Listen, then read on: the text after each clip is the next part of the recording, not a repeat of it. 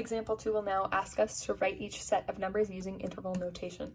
So from before, we had our symbols.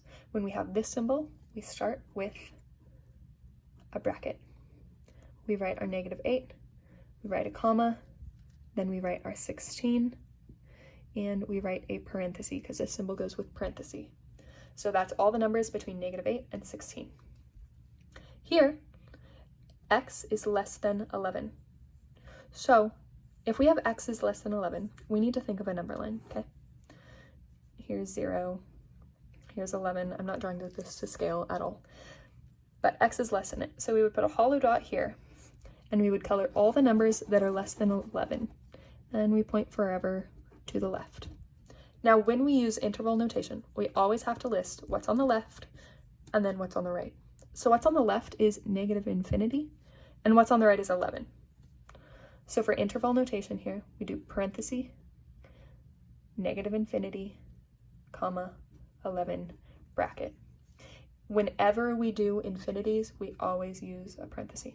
Always, always, always, because we can never reach infinity. For C, I'm going to draw this again. Here's 0. Okay, we have x is less than or equal to -16.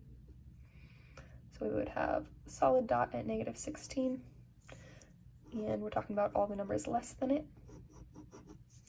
Or x is greater than 5. So over here at 5, I have a hollow dot pointing forever this way.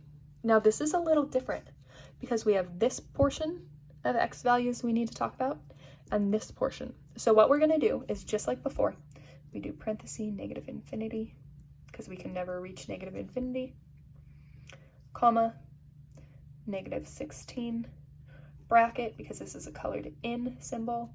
This is the underlined, that goes with the bracket. And then we're going to use our union symbol from 0.1. We're going to go union, and then we start up again. Here, we use a parenthesis, that goes with the hollow dot. So parenthesis, 5, comma, infinity.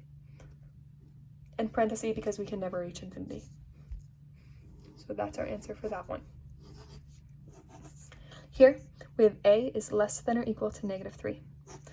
So if we do that real quick graph, or number line I should say, we have solid dot pointing forever this way. So we go parenthesis, -infinity, that's all the way left.